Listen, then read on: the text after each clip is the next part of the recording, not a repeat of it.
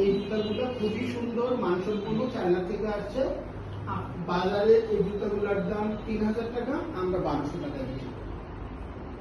হ্যাঁ, আমি একটা ক্যাম্পেইন করলাম, ক্যাম্পেইন করা মানেই তো 10,000-এর কাছে পৌঁছায় যাওয়া জিনিসটা।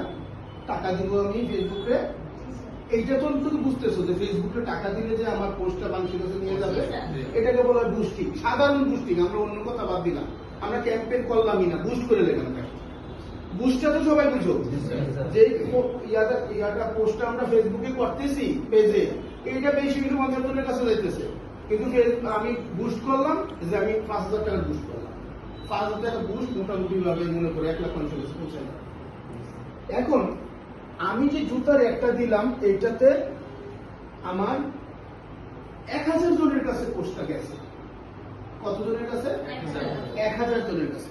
হিসাবটা মনে রেখো, 1000।